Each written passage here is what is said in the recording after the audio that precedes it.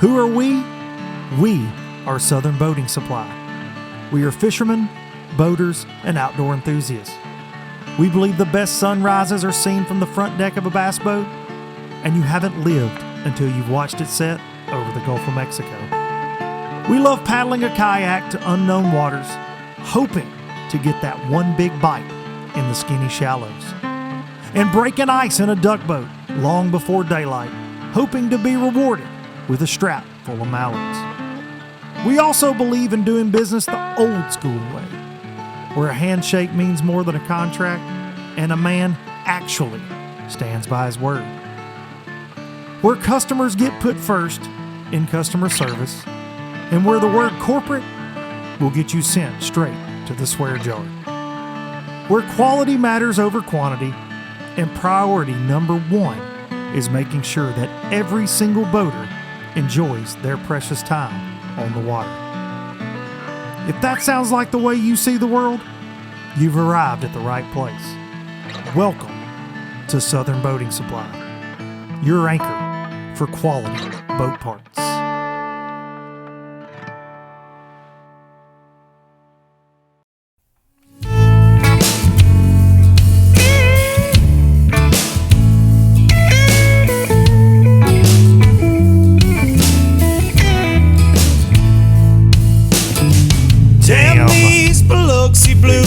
It happens every night. Every night. And I ain't never met a riverboat dealer that could ever be a friend of mine. Nope. The summer heat never treats me kind. It leaves trouble on my mind. So I'm bidding farewell, putting in my notice, and I'll see you at another time. This highway does not know my name, and I don't care. Nope. No, I don't care. Heading my way for another place, and I got 3 good tires and a spare.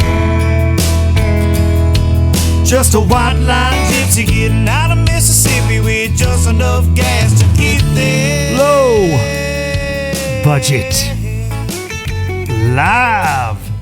The not so live variety from the Low Budget Live Bar and Grill here in beautiful southern Middle Tennessee. And I hope all you low lifers are doing well out there. And this is the podcast for Monday, May the 13th. And May the 13th is a special day in my life because that's when my little brother, my turd head little brother, was born, Blake Duncan. So happy birthday, little bro, on this fine May the 13th. Hope everybody's doing well out there. If you're just joining in, you want to know what that song is, it's Biloxi Blues. It's available all over the place. I wrote it. I sung it many years ago, and we almost start every single show with it. And if you're wondering why I'm calling you a low-lifer, well, it's because it's what you are now. If you've joined this insanity, that is what you are. That's what the listeners and the supporters of this program refer to themselves as, the low-lifers. All right. This is the Mother's Day edition as well, and I hope all the mamas out there had a fantastic Mother's Day, and I hope all you men out there, y'all know that I'm a bad gift giver. If you've kept up with the show for very long at all, it's been documented on here. Triple Threat gets on here, Marissa D, with me from time to time, and tells you how terrible of a gift giver I am. And nothing changed this year with that. But had actually was able to have a little getaway with the Triple Threat this past weekend. Alabama Bass Trail stop number 4 for the ABT South down at the Alabama River, and there was a Wind Creek Casino closed. So Marissa took off work. She rode down with me on Friday, and we stayed at the casino. Now, we are not, other than high-stakes bass fishing in my day, I'm not a gambler. It's not something I enjoy for the most part. I've been to Vegas many times for work things and a couple times for fun as well. But I'm not going to sit there. I'm not going to play a slot machine all day. I'm not a big card guy, and I know so many people are. But it's just not. It's never been. I have a very addictive personality. That's one thing that's never really grabbed hold of me. And that's probably why I try to hang back from it, because I would love it. But anyways, fantastic place to stay. We go down and I put the Express had it with me to do the coverage in the parking garage up on the roof of the parking deck there. Got it in there. No big deal.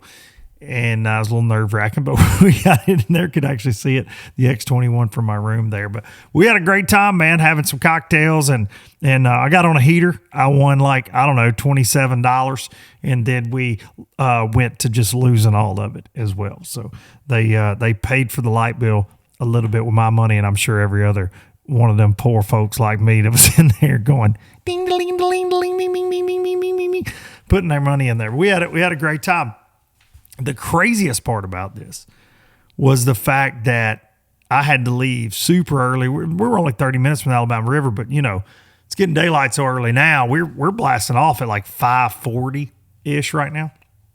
So I had to get up, leave the triple threat in bed, and go do live coverage, do the blast off, do live coverage. And I was going to come back and get her later in between then live coverage ended and the weigh-in. No big deal, all very smooth. Well, I'm leaving the casino, dude, at like 4 a.m. And they're you just hear. I mean, people are down there. That's not really a good sound effect for that, but it's just, there's just a lot of machines still going. There's a line at the ATM, and these folks were just going hard in the paint, man. There were people going to the parking deck while I was 4 a.m. And I thought, man, I'll be the only crazy SOB leaving this place that's even in the place, up walking around. And I was judging, man. I'm not going to lie. I was like, damn, dude, go to bed. Or this is so crazy. Why would you do this? Oh, my God. And I go up to the parking deck, and, dude, it's just like The Walking Dead. There's, like, people sleeping in their cars, which is better than drinking and driving, I guess. But there's people, like, passed out in their cars, have been there all night gambling, I'm assuming. And there's a lot of that, right? And I go to my truck, and I'm like, damn, dude, there have been some terrible life decisions made, these degenerates. I'm just like, this is so bad. And then I got my truck, pulling my boat, and I'm driving to the ramp, and I thought, wait a second. I'm going to an event where people have paid money to try to win money. Bass fishing, there's 450 of them jokers. There's hundreds of tournaments going on across the country this morning, from big to small, like the Bassmaster Elite Series, the Invitationals, all this stuff is going on. I'm like, we're all degenerates. and Matt Pangrack on LBL, actually live last week, put it. He's like, man, if you don't want to do it for the personal enrichment, the goals or whatever, you'd be better off just going and damn playing roulette, taking that entry fee money. But we're all gamblers. We're all degenerates, man. It's 3:30 in the morning. Some boat check started at like 3:30 at the Alabama River. We all down there. I'm telling you, man, it is something. But I had to really dig deep and go, hey, man, stop judging folks. Everybody's addicted to something. And I say it all the time. You got to be addicted and obsessed with bass fishing to be a tournament angler. That's for sure, especially these days, as crazy as it is. But wild times. But pro tip, take your wife to a casino for Mother's Day. We had a great time, man. I've been running so hard, and you forget what kind of toll it takes on your family sometimes. Being gone so much, man. I'm traveling between Alabama Bass Trail, MPFL, and then Southern Boating Supply, starting a new business. I'm traveling a lot. And no, it's not like I'm gone 2-3 weeks at a time or anything like that, especially owning my own business. I can kind of call my shots schedule-wise, but I've been gone a lot this year.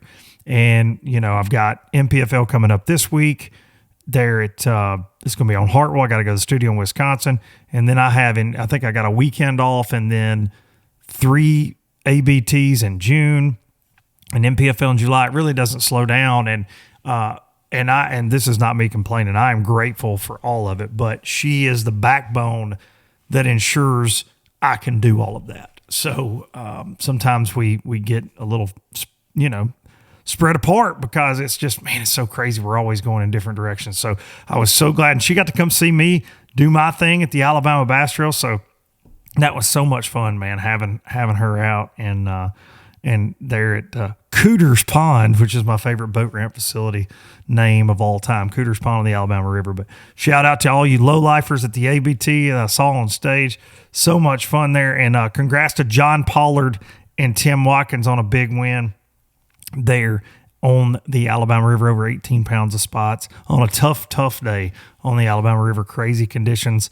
And they pulled it out. One of my favorite things I get to do, man. I know I say that about NPFL as well. It truly is. But those ABTs, that team trail is it's just the heartbeat of bass fishing. And Kay, John Simpson, Daniel Montgomery, and the list goes on and on and on and on with the crew. Jason Duran, my buddy Darren Craig.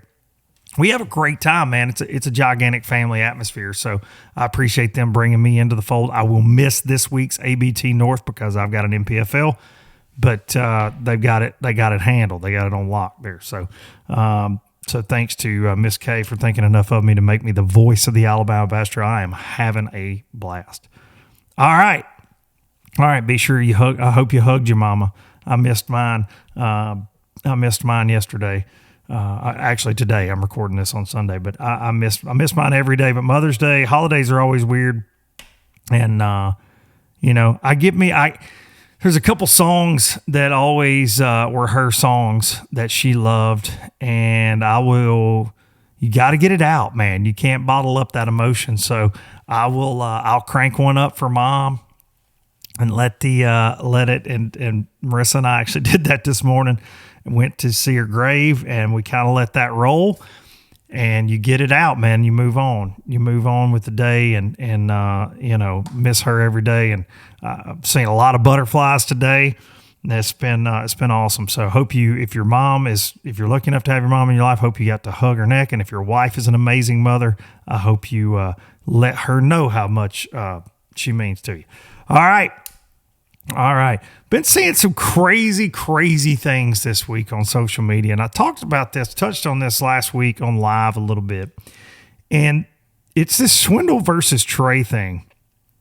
Trey McKinney. It's bizarre to me. People like to jump on things, and I get that. And G has a very big fan following. But I'm seeing hate both ways. And Trey did what he did. Gerald turned him in. He had to. He broke a rule, all that. And Trey was penalized for that, right? So I can't beat Trey up. I wasn't there for the situation. I know Gerald made a video because people were dragging Gerald. I would make a video. Obviously, I make videos all the time. I would have made a video telling my side of the story as well because people were just beating him up for no reason, which was stupid in the beginning. But it's become this thing all week during the elites because Trey's catching them yet again. He's smashing. As I record this, he's going to make another top 10. It looks like they had to delay the event by a day because of this terrible weather and tornadoes and things that came through the area and bad storms on day one. So they postponed and everybody fished Friday, Saturday, Sunday, and now they'll figure this thing out on Monday. But Trey's catching them again, man. He's a freak of nature. He catches them. There's no doubt about it. The kid catches them. Absolutely. He got his first elite win already. He's a baby, okay? But he's catching them. I will say that for people to give him a hard time when they post it, man, like people are taking Gerald. Gerald said said like, well, good for you or whatever. Man, people are commenting that on Bass. I see that a lot. Like, that sucks. Don't do that. That's not like, just chill, just breathe. You can be a fan of Gerald and take his side or whatever. I don't think Gerald was trying to create a division. I really don't. I know Gerald better than all y'all. Trust me. And I don't think that was the point of the video. Like, I don't think it was meant to attack Trey in any way. I really don't. I just think that Gerald was defending himself. But I've seen so many people beating the hell out of Trey over it. And it's like, man, find something else. I don't know. And then on the opposite of that, you've got people just blasting Gerald. Also in the comments are saying, because Gerald's having an off year, like so many veterans are in the standings. You look down through the standings, the people being like, really, really harsh about his performance this year. And I would just like to say, man, before you type anything, I've said this before, about any of those dudes, first of all, not being good anglers, whether it's BPT, Bassmaster, somebody in the invitation, whatever, NPFLs, whatever, before you get fat-fingered on the keyboard, understand this. They are probably 99% chance better than you will ever be at it, okay? And they took the chance and made it their life goal to get there. Gerald Swindle has two. of the hardest trophies to win in the sport of bass fishing, and that's the Bassmaster Elite Series Angler of the Year trophy. He's got 2 of them. Most guys would tell you winning an event versus that is one of the hardest trophies to win in the sport. So if you're such a dumbass that you're going to post that man, who is having a self-admitted terrible year, is not a good angler, you are completely off base. Completely off base. And at the same time, if you're a guy, I said this when Trey won at Fork, if you're a grown man that can beat a young man to a pulp via Facebook comments for being a better bass fisherman than you, man, like you just need to maybe get off social media, take a little breather, go bass fishing yourself, enjoy life. You know I have stirred the pot on things from time to time, but my gosh, just breathe. If you beat Trey up in the comments, Gerald's not going to come give you a hug. Okay. That's not what Gerald wanted. I'll assure you. And Trey's success and the other rookie's success doesn't mean you should beat up the veterans in comments either. Like, it's all bizarre. You either got that, and then you got people bitching about forward facing. Like, it's a wild time, and there's so much negativity. And for me, if you are so blinded by the negativity that you can't see, there's some amazing things going on, man. I've seen videos and pictures of Trey signing autographs for hordes of people coming up to him, and I see a lot of young anglers coming up to him wanting something signed. That's cool for me. I like to see that. Did he make a dumb mistake at the St. Johns River? Abso-freaking-lutely, he did. He did. And he paid for it, and he still caught him. So I think we could maybe put that one to bed and move on. Every time they show the kid catching a 5-pounder, you don't have to comment something from Gerald's video. And look, I'm the biggest Gerald fan in the world. He's like a brother to me, a big brother, and has been since I was like 17 or 18 years old. But just both ways, just shut up. I'm going to say that. Not that that's going to help anything, but God almighty, just hush. It's like when somebody wins and you just go to bashing them. Like, just stop over how they're fishing or what they're doing and yada, yada, yada. Stop. The Elite Series, I've got to watch a little bit of it this week. Patty Walt doing work as I record right now. I believe he is in the lead in that event, headed into the final day. Looks like he's got, let's pull it up here as I record this. He has almost a 9-pound lead going into Monday. Trey McKinney, third. Lee Livesey, shout out. Fourth place, Chase Security, Brock Mosley, Cody Huff, Will Davis Jr., Johnny Garrett getting in there, and Ed Lofgren. Yeah, man. Crazy. Patrick Walters also fishes NPFL. He will be a favorite at Hartwell where we're going this week, but he's going to miss 2 days of practice because they started practice today, actually. So unbelievable, man. All right, let me thank some people, and then we're going to get our guest on. I'm going to text him real quick. Don't know what that dinging noise was. I think it was my computer.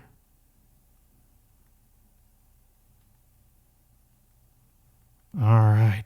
We got a guest that's actually on the water practicing. This episode is brought to you by Fish Tips. The folks at fishtips.com want to help you catch more fish. You don't have to take a guide out to do it because they got the guides right there on the platform that have gone out and figured out patterns on some of the lakes you may be going to. Maybe it's your home lake. Fishtips.com. You can use code LBL10 at fishtips.com to save money on your first fish tip. Just the tip with fishtips.com. Gillfishing.com. You can use code LBLGIFT when you spend $100 at gillfishing.com. Get on there, check you out a rain suit, check you out a sun shirt, check you out some sun gloves, maybe get you a floppy hat. It is the season for that at gillfishing.com. They can get you hooked up. You can use code LBLGIFT to save on buying something else. It's not a discount code to get you a gift. LBLGIFT. Pro Guide Batteries, ProGuideBatteries.com. I cannot say, listen, I do say this. I get a lot of questions. Pros say that all the time. It makes me laugh. But I do get questions about my battery setup. I'm running two 36-volt. They're new 36-volt lithiums in parallel. And then I'm running a lithium cranking and a lithium cranking for just my electronics. But Alabama River was wild in the current, dude. And I never missed a freaking beat out there chasing those anglers around. So shout out to ProGuide. ProGuideBatteries.com. LBL10 is the code that saves you money there. They've also got their new chargers available. Bait-works.com. Bait-WRX. It's the exclusive online home for that LOB jig. I see y'all using code Duncan-10. I can't talk today. DUNKIN-10 at checkout. Saves you money on everything on the site. Maybe you want some of them flukes, some of them top waters. You've seen them boys using it at Lake Murray. It's top water time. They got a wide assortment, but also pick up some of these LOB jigs like this one right here in the color Hot Pocket. Get a 3/8 ounce, get you some Toad Thumper Bad Cross, put on the back of it, and thank me later. Bait-works.com. And last but not least, hang the freaking banner. That's right, the Express Boats banner, the digital banner that hangs up over my shoulder. I hope it's there right now. I hope it's there. I hope your people are seeing it at home. Express Boats, Hot Springs, Arkansas. That's where it goes down. That is where it goes down. They've got the new H20. And I'm telling you, if you are in the market for a boat that does not break the bank, but has a lot of creature comforts, rated for a 175, but it's 20 feet in length. It's got a ton of tackle storage, a lot of room. Amazing boat, the new H20. Check it out along with their H17, H18. Get the X19 or the X21 like I've got, which is the flagship of the fleet. Go check it out, expressboats.com. We appreciate them being a part of Low Budget Live and bringing you building excitement since 1966. All right, our guest today is a bad man. He is a bad dude in a good way. He is someone I think highly of. He's been on the show very many times, and I was so excited to see him win on Lake Eufaula in the most recent Bass Pro Tour event. He has just over $1 million in career earnings, and he's been at it a long time. He's got 4 career wins, but this win at the tour level is his first of that kind. Ladies and gentlemen, practicing on Lake Hartwell for his first ever MPFL. Let's get him on the phone right now. Oklahoma's Zack Birge. Hello. I hope you got those herring eaters figured out for all these lowlifers. I've caught a ton today. I ain't caught what I need to catch, size-wise. Well, so you're still out there grinding away, huh? I am. Still looking around. Still looking around. Still got a few more hours of daylight left. Well, see, there's that kind of fishing, man. I've been watching Murray a little bit and all that, and it is fast and furious when it's happening, but when it's not, it can be like pulling teeth, right? On those herring lakes. Absolutely. I've seen both sides of that today. But when it's on, like we've seen on camera this week, it can be a lot of dang fun. And I'm hoping from my seat in the studio this week with MPFL Live that I get to see y'all watching them go ham and catching them. I pray that's the case. I sure hope so. Oh, man, congratulations, dude. I know we've texted a lot. I tried to get you on Monday night. You were dodging tornadoes like so much of the Southeast. That all came my way 2 nights later, and it was crazy here. So I completely understood not being able to get on LBL Live. But, man, thanks for doing this, and congratulations on that win. I was fired up to see that, and I know you were too. Yeah, I appreciate that. It felt really good to finally get one, after being so close so many times. And man, I've seen people comment finally, and I hate that word. And I not when you say it, but when fans say it, because it almost makes it sound like, well, man, this guy hadn't even, he's been struggling, and he finally did something right. But dude, you've won over $1 million in professional bass fishing in a very, very short period of time. So I think this is just another feather in the cap of an amazing resume, in my opinion. And I get it. The emotion that came out of you when you won. People are standing around the bank. That was so cool for me because I know how much you work at it, how hard you work, and to win that in front of family and friends had to be amazing. It was. It felt really good, and And, going back to what you just said, when I hear finally, I've said it a ton of times since then, but, I'm just a check casher pretty much. I mean, I've won some tournaments at every level now. After getting this one, I've won pretty much at every level, but I've always been someone to just, cash checks and roll to the next one, cash another check and cash another check. And I think that's why that I've, made what I've made so far, even though I don't have near that to show for it. But I put myself in the position a bunch of times to have an opportunity to win. And that was just because I was doing what I thought was the best thing to do to get bites and generate bites and do well in the tournament. And I didn't necessarily think that I was on the winning pattern or the winning group of fish, but I've always have felt like if you put yourself around enough of them and generate enough bites, then you'll have an opportunity to win one at some point. And I've had that opportunity a few times, but it's never really came through until this last week.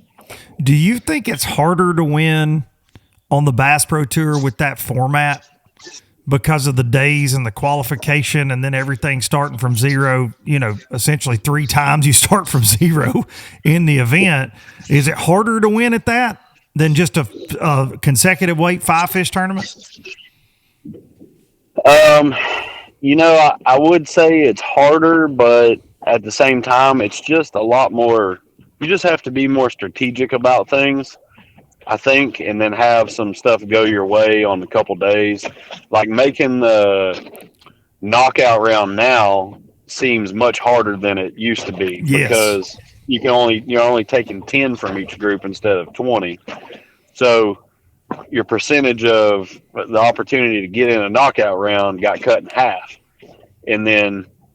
But once you get to knockout round, it's like a whole new tournament. I feel like, well, hell, now I've got a 50% chance of making the top 10. No doubt. So we got good odds here. And then, but when you get to the champion, if you make the championship round, then you're starting from zero again. So anything you've done in the week where you've had a really, really good day or just barely squeaked by, it's all back to zero again. So it's just a lot of strategic stuff, and it's by no means easy at all, and neither is winning like one of these or a bass event. It's all hard. It's all got to line up, right? No matter which event it is, things have to go your way all week long to win any of these major events against these cutthroat guys. Absolutely. No doubt, man. Well, and I saw I guess on a post you made that you had an area you were going to, and then something like just changed with your decision and you saw a bird on the bank and decided to swing around and just stay close. Talk about that. That's crazy to me. Yeah, I tossed around the idea of going down to catch a couple bedfish and then just kind of work my way around after that. Like I said, I really didn't think that I was on the fish to win. I knew I'd have to have a lot of stuff go my way if I was going to have the opportunity. And at the last minute, we were idling out. We were like the last boat, so everybody had pretty much taken off. And I just glanced over to the left where I started on day one, and I thought, you know what, man, I'm right here. I didn't really want to run through the rain either. I thought, man, I should just start here. And I kind of focused in on the point while I was looking at it, and I saw a bird standing over there, and then a little bit further past him was another bird. I thought, you know what, that's probably a smart idea to just go over here and just start fishing. And I pulled down way out on the end of the point, and when lines in took off, I could immediately tell there was already a little bit of a shad spawn going on, but it had gotten much better that last morning, and the whole combination of that getting better, the water cleaning up some, the water stabilizing after a few days, it was just kind of like the perfect scenario. And then, obviously that place has got one of, if not the healthiest population of fish on the whole lake is in that creek, and I was the only one in there. So amazing. But they didn't bite in there earlier in the week. It wasn't good, and I got a couple bites. I think I got 7 bites the first day of the tournament, and I caught 5 of them, and I was sitting decent with that on day one. but it did not show out at all in there for what it normally would. And the whole time I was thinking about going back down the lake to where those spawning fish were, and just chunking and winding down some stretches. I kept thinking, if these fish in here bite, this is the place that I would win at if they do. And I was just sitting there hoping and praying while I was waiting for lines in that they would start biting, and it was pretty obvious when I started fishing that they were biting. So you never know, obviously, when you start fishing on a tournament day, especially starting from zero. But once those fish started biting, did you think, all right, boys, y'all better tighten up today? Did you think, did something in you fire, okay, this could be my day early? Well, I mean, yeah. Well, it really set in towards the end of the first period, because I had 9, I think, for 21 pounds, which was the most weight. That was the most weight I caught all week with a whole day combined. Yeah. So, and I thought, maybe 30 pounds would be enough to win. And then when I had 21 at the end of the first period, and I think Drew and Skeet, I think it was Skeet. They were still fairly close. I didn't have a gap there that was very big, and I thought, all right, well, maybe I should just shoot for 40 pounds today. And they kept pressure on me all day long, so I didn't feel like I was running away with it. But every time they'd get close, I would have something fortunate happen where I'd get another, 3 or 4 pounder, and followed up by another just scoreable, and it would give me my gap back just a little bit. About every time I would start sweating or getting nervous, I would it's like one of them deals.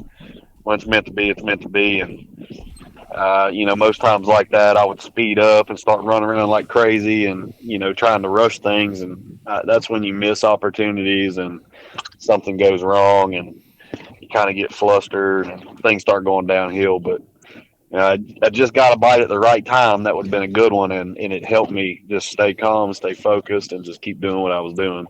Well, and I think that it's a testament too to your mental state, your mental attitude that you've talked about on the show. You used to get really fired up at times. Like you said that. You're like, man, I would kind of derail at times, get frustrated with something, or the drama in bass fishing, right? The drama within an organization or whatever. We've talked about that on this show. And I think that, I don't think it's any surprise that just kind of blocking that stuff out, which you try really hard to do now, coincides with your first tour level victory, man. I just think, especially with all the changes that have happened and all that, right? That's not a knock. I'm not, throwing shade at MLF right now with that comment. I'm just saying, there's been a lot, right? We've talked about it on this show, and the Watson stuff, and it's just so distracting, I'm sure, when you're trying to compete, and you've really taken on a new mindset the last couple of years.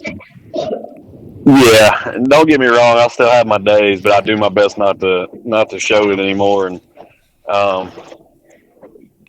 what you said is very, very accurate. I've tried my best to just look the other way on things, and just not get worked up about stuff like that, because at the end of the day, I got a lot more important things to worry about with actually getting fish in the boat, family, my kids, and all that. They're more important than me getting worked up over a stupid tournament, or a rule change, or just the whole conglomeration of dumb stuff that's happened. But between that and I used to get really worked up about the fishing stuff. At the end of the day, if I started going downhill, the wheels would just completely come off the tracks. And I've tried to just. I guess the best way to say it is just slow down, take a deep breath, and appreciate just being able to be there and be fishing. And no doubt, it seems like I've had a lot better outcomes. Well, and it's, you cut your entire career, for the most part, you fished some bass events, but your entire career did. It started with FLW back in college, in the Toyotas, or whatever they were called back then. They changed names a few times. EverStar's Costas, Toyota series now, but, BFLs, you've cut your teeth through all that. So it has been a home for you for a very long time. Now, obviously, same, not the same organization we once knew, obviously, lots of changes and things. But I am proud that you got a win there. for me, knowing you, like I'm proud of that because I used to stand beside you in that FLW line. I know how proud you were to fish that organization, and so to win at their top level now, like that was cool for me. Selfishly, I'd be pumped for you wherever you won, but I was very happy that it happened there. Yeah. I've got trophies from, the first one was that college deal, the bass, but I've got BFL trophies, the Rayovac championship. Rayovac, yeah, I forgot about the Rayovac years. Yeah, that's right. Costa. I got a Costa, I think, in there. And then finally, I finally got to put one of these bigger ones in amongst all of them. So I've got one of every level except for the earlier, the All-American type stuff. I didn't fish any of that, so I never really had an opportunity. But, I guess I should say I probably had an opportunity if I'd done a little better in like BFL regional or something. But yeah, it feels good. So I don't know how many more I'm going to end up with down the road, but at least I got one. Nobody's taking that one away from me. Yeah, they're not going to get that one from you. They'll have to pry it out of your hands. I know how and listen, I know how many guns you got. They're not coming to your house to get it, son. They ain't getting it out of my house. That's a fact. No, damn right. That Birge boy can shoot. and Chris and your bride can. Yeah. She could shoot too. Yeah, they're in trouble if they come to that Birge household looking for them trophies. Well, let's look forward a little bit, dude. So we talked at the first of this year, which seems forever ago now because I've been running all over the place just like you have. And we talked about you joining the NPFL. Unfortunately, though, you didn't get to fish the first one because there was a conflict. You get to fish the last 5 of the year. We've had this crazy ass gap in the schedule. I feel like I haven't even worked for NPFL ton this year. We've had 2 events, including the championship, but this week we're back time to clock in, and you're going to get to fish your first NPFL. That's where you're at right now, Lake Hartwell practicing. Are you looking forward to it? I am looking forward to it a lot. It's been I know the first one was the same time as our Toledo Bend event, so I had to skip it. But the gap between that then and now, it seems like a whole year's went by. It's crazy. But I am excited. I'm glad everything's worked out the way it has, to where I could fish 5 of the 6 at least. And I'm looking forward to seeing a lot of people that I know from the past and a lot of new faces, and just get a breath of fresh air too for a little bit.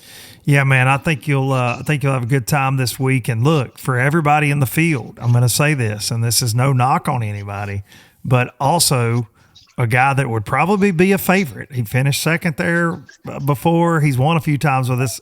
He's kind of tied up over there at Bass, so y'all just need him to stay over there. Keep catching him. It's keeping him off the water in practice. No kidding. The Dream Crusher. Yeah. He can stay over there as long as he can. Exactly. I call him the Dream Crusher for a reason. He's good at it at times. But man, I'm excited about this event just because, and I know it's 2 totally different lakes. Hartwell doesn't have that, I guess, the size largemouth. Sometimes you might not see a 25 bag on Hartwell. You could. They exist there, but I'm just saying not as many on average big largemouth as Murray has. But I'm pumped, just like I said at the first of this call, from watching the elite coverage and clips. I mean, this could be a fun one. Yeah, it was exciting. I was watching it while I was driving over here, and I've turned it on a couple times a day just listening. And, I kind of wish it fished a little more similar, because what they're doing looks like a lot of fun. And I've caught a ton of fish here doing stuff similar today, but obviously not the same size and a bunch, there's a ton more spots here. So you end up catching a ton of them. And they're all little cookie cutters. And then you catch a random like 3 to 4 pounder mixed in, which is what you have to have. But this place has got a good population of largemouth too. No doubt. Got to figure it out and catch them. And I said this before when I came last time to Hartwell. I did the chasing around the schoolers and brush pile fish and that. And at the end of the day, all I did was give myself a headache. and I really wish I just went up one of these arms and just went throwing like a buzz bait and fished all day for a handful of bites, but they would have most likely been better quality and been largemouth. and I've contemplated that. So one of these days, I think the weather's supposed to get a little cloudier and a little rainy. Maybe I'm going to do that one of the next 2 days and just see what I can come up with. And I always think if I just fish what I'm confident in, I'll end up doing better than I would if I try to do what's is the normal deal that locals do and stuff like that. Well, it's hard to catch somebody else's fish, and it's hard to just show up and fish a different way than you used to and expect to have a good turnout. So, no doubt about it. And dude, herring eaters are the most different bass we fish for in the United States, period, end of story. They act, I think northern smallmouth obviously do their own thing as well, but like herring chasing largemouth and spots are different than Grand Lake shad eaters. You know what I mean? Like they're just Tennessee River shad eaters. Like they're just different. absolutely. They're polar opposites. Yeah, it's a wild deal. They're very nomadic and all that. But Hartwell's one of those fisheries for me. It's one of my favorite lakes I've ever been on. The couple times I've got to fish it, once with the FLW tour, especially, it was fun. But they were spawning. It was primarily a spawning event. I think you did well in that event as well years ago. But it was the first time I got to fish it. But it's a great area. The thing for me about Hartwell is it is so intimidating. It's way bigger than you really think it is until you get on it. And like you said, those arms, you can go forever, man. Yeah, it doesn't look, when you look at it on a map, you think, well, I can cover most of this, no time. And I was thinking today I'm going to fish down one side of the lake and make it to the dam, and I'm going to come back and go up the river. And hell, I only fished about half that today. And here it is at, almost 6 o'clock here. And I didn't cover a fraction of what I thought I would. So it's a good thing we have 2 more full days. No doubt about it. And you got the off day, which never hurts my feelings. I like kicking back, rigging my tackle, taking my time. I like the fact that NPFL kind of follows that old FLW model with that as well. I love that. Yeah, that was something that I was very pumped about when Brad Fuller brought that up year one. I was like, absolutely, yes. That the anglers will appreciate that, in my opinion, because I always looked forward to that day. Just having to rush around and get stuff ready when you're fixing to go compete against that level of folks. It's not. I don't like being rushed. I don't like being crazy hectic. The opens are like that. And I know sometimes the elites have an off day, but more times than not, they got to practice and then get all their crap ready too. I hate that. Absolutely. Yeah, it's a rushed feeling that you don't really want. I spend the whole day just making sure everything is nice and in order. Everything's cleaned up. I feel like I do a lot better, and my head's in a better place when everything's clean and organized too. Well, you'll have that Birge rig shined up. I know that. Nobody keeps a cleaner boat and truck than Zack Birge. It actually annoys me because I could try and never get anything that clean in my entire life. Like I'm a pig apparently compared to Zack Birge. Even when I try, I fail miserably. Man, I want to ask you this, and this is kind of a loaded question, but what has the vibe been at BPT overall since Watson's gone amongst the anglers, I guess I should say? I don't care what the leadership thinks. They probably hate the fact that they get spammed with FBD comments constantly. But what's the feel like amongst the anglers? Because I haven't really talked to many guys. I think if you want an honest answer from them, you have to catch them individually or catch them outside of the meeting, because if you catch them in front of somebody, they're gonna it's not all of them, but a lot of them are just, man, it's it's just part of it, this and that, blah blah blah. Well, that's complete crap. Yeah. That's not really how they feel. But I think a lot of people are like at the point where it's just whatever anymore. Like, and what really sucks about it is when you get that mentality and you have that attitude, it's not good for anybody, because you're not going to help persuade something to go the direction it needs to be. You're kind of just carefree about it anymore. And, it gets to a point where you kind of go, well, hell, how much worse can it get? And that's it, So, but we've had good stretches where things were actually pretty good. I felt like this year was going great till the whole Watson ordeal happened, and And I think all that did was kind of reignite some fires and piss everybody off again. Yeah, I think for the most part, especially the fans, right? Like, I think that it was going good, and I think that's why I said it was so silly for me when it happened. I'm like, if you're that organization, do you not realize you're just pouring gas on something that the fire might have almost been out on? You know what I mean? Yeah. Like, there's been great tournaments, great fish catches, cool storylines and all that, great rookies coming in. You know what I mean? There's lots of storylines over there, and then it's like, oh, let's just let's throw this right here instead of just ignoring it and letting it roll.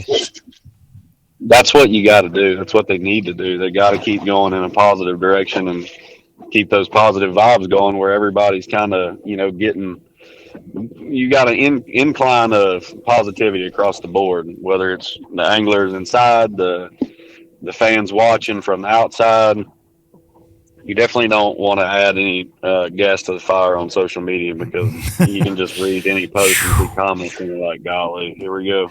Well, yeah, folks are, and it doesn't matter if it's not just MLF on that, man. It's fishing fans right now. It's palpable. Like and I still think they're not true fans if they just want to beat the piss out of everybody all the time over whatever it is, whether it's your rod and reel you're using, forward facing sonar, FBD, FFS, whatever the case is, they just want to just chirp right now. That is for sure. And so if you throw them a bone, those hungry dogs they're going to take it out of you. They're going to take it from you. No doubt. There's no doubt about that. I mean, it's something. I said before I had you on, I was talking about the Swindle Trey McKinney thing, and that became a thing just because Gerald made a video kind of defending himself because he was getting drugged through the mud. And I've seen so many grown men this week repeating what Gerald said in his video when there's a clip of Trey catching a big one. They're like bashing Trey, and then there's people in the comments bashing Gerald under a video of Trey. I'm like, damn, y'all, like, just calm down. Right? Yeah, sometimes it's just like, just take a breath, man. Yeah, it's bass fishing. Like, he just caught one on a topwater. That was badass. Don't beat him up. Exactly, yeah. It doesn't matter how good it gets, there's still going to be some negativity. Oh, yeah. Social media, man. Look, dude, it doesn't matter. You can post a picture of the cutest dog in the world and be like, oh, look at this amazing puppy that I just bought. And somebody be like, you just bought a dog? Why would you buy a dog? Well, you piece of crap. What you want to buy a dog for? It's an ugly dog, you piece of You know what I mean, dude? It's incredible, man. It is indeed the world we live in. But sometimes in fishing, because it's so close to mine and your life, right? It is something I deal with daily. And man, I get frustrated just because I see my friends and I know how hard they work and hell, I know how hard Trey McKinney's out there working too, right? Like the kids catching them. Yep. And got a penalty for being getting protested or whatever. He broke a rule. Did his time, 90 minute penalty or whatever, and still caught him, survived the tournament. Like, damn, he did his time. Yeah. I mean, whatever happened between him and Gerald happened between him and Gerald. But anyways, it's been very, very interesting. Do you think going forward, Zach, with BPT, do you think we'll see more changes, big changes in the next couple of years? I keep hearing stuff, and I'm not a rumor mill guy on this show very often. If I talk about it, it's something that's going to happen. You know, I can almost go back in my history and prove that to folks. But I keep hearing things. Do you think there'll be another big change? Man, I hope not. I can't imagine. I mean, I'm running out of ideas of things they could possibly change anymore. But I know we're going to 65 and then 50. That was said in the past. But I have not personally heard anything other changes myself. So I don't know of anything behind the scenes that could be rumored. But I also have gotten to the point where I don't really talk about it much, don't really care about it much. I show up, pay my entry, try to cash my check, and go to the house. Yeah, that's right. Get that big cardboard check this last time and take it to the house, man. With people watching you on the bank right there. That tournament ended, I was just grinning ear to ear, man. That was so awesome. So freaking awesome. I know I've said that so many times, but I shared the clip on my social media because it was just, it was one of those. Bass fishing to me is all about moments. And even though they don't have a weigh-in stage with a lot of people, being in your home area of Oklahoma and on a lake you've got experience on, but having your family and friends right there when the moment happened was, damn, man, you can't script that stuff any better. Yeah, it was pretty cool. You know, it could have been anywhere else, and I wouldn't have hardly known anybody around but the guys that we're fishing against. And to be able to have the family there and then a good bit of friends that I grew up, you know, fishing around there with too. A lot of them showed up and, you know, we're hanging out around the ramp or take off that morning or in the afternoon. So that was really cool. Blake showed up, one of my best friends I fished in college with, won the championship with. He showed up out of nowhere and got to hang out for a little while that afternoon. So that was cool and just a really neat deal. I've never, obviously that was the first time I've won at that level, but I've won, you know, BFLs and all that we've talked about. Obviously it felt really good to win all of those. It felt really good to win the college deal, but I never even felt remotely close to that emotion after, like I did after this event. It hit me when he said lines out. It didn't really hit me yet, and then I'm standing there. I couldn't really talk. I started, you know, kind of setting in, and then my camera guy asked. He said, "Zach, how's it? How are you feeling?" And it was just like he struck a match. I was over at that point. I couldn't talk at all. Yeah, man. There's a lot of stuff hit me all of a sudden at one time, and I never felt that with those other tournaments. But it's just, man, it's the hours on the road away from family. It's the hard work practicing. It's the short, you know, coming up short a few times. It's when it's your time in that moment, man, I can only imagine that emotion just floods out. There's nothing you can do. Nothing you could do, man. And and that moment is so earned to me, if that makes sense. Like, you get to have that complete and total breakdown emotionally. Yeah. And it's one that you want to have, right? Like, you're grateful for that because you can't fake that crap, man, at all. Like, you can't fake it. I wish I could slow it down in the moment and sit there and think about it and really process it as it's going on more than actually like the short amount of time it actually is. Yeah. Because when the day's over, it's history after that, you know. Yeah, man. I would love to be able to do it more often. Hopefully we get a couple more. Oh, I bet you will, Zack Birge. I guarantee that's right. And you might get one this week. Get you one of them big, pretty NPFL shields to put on the old mantle at the Birge household. Wouldn't be anything wrong with that. And I hope that the next time I talk to you is this week about Thursday night after y'all roll out, and I got to call you and ask you how you caught them to be in the top 5 to be on camera for Friday, because that would be pretty damn awesome for this Tennessee redneck. I hope so too. That'd be all right with me. I'm not supposed to pull for anybody. I'm a company man, but I am pulling for Zack Birge to have a camera at some point for me and Fat Cat to get to commentate my buddy Zack Birge. I think that'd be pretty awesome. Dude, I can't thank you enough for taking a few minutes out of practice to ramble with me here. I'm proud for you, buddy. I'm proud of you. I've known you for many, many years. I said this in my post about you, but you're real as rain. Proud to know you, man. And hope you bust them this week at Hartwell. I appreciate it, man. Thank you. Thanks. Zack Birge, everybody. Right there. One of my favorites. And just real, dude. That's it. He's a real one. And hell of a fisherman. Hell of a fisherman. Right there. Zack Birge. Lake Hartwell NPFL coming up this week. Be sure to watch us. Me and Fat Cat will go live Friday and Saturday of this week, the final 2 days. We'll have 3 bonus cams up on Thursday. You can watch that through Fix TV. Friday, Saturday, though, get on with it. We're going to cover the top 8 both days of final 2 days of the event. Somebody's going to take home $100,000. I cannot wait. We've been sitting on the sidelines for a minute. It's been 2 months actually since we've been to the studio. So ready to get up there, get back with my brother Fat Cat in studio. So check us out if you get the chance. Also, go follow Southern Boating Supply on social media, at Southern Boating Supply. I really appreciate that. Got a lot of things that we're fixing to turn loose into this fishing and boating world. Things are happening, and I'm very excited. Woods to Water Outdoor Company as well. If you want to support what I have going on outside of this podcast, I would, you don't have to do it, but I greatly appreciate it. Go check things out there. All right, going to take you out with some Biloxi Blues. Appreciate each and every one of you, and I will see y'all next week. I never could See ya. make it last. Spanish moss and Civil War ghosts, well, I'm gonna leave them in the past. Any direction, Lord, I'll be fine. It don't matter, east or west.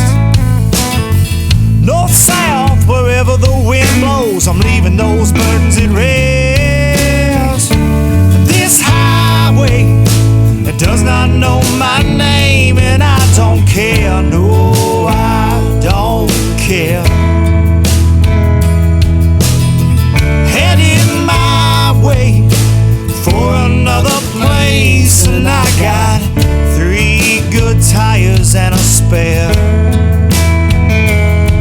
Just a white line gypsy getting out of Mississippi with just enough gas.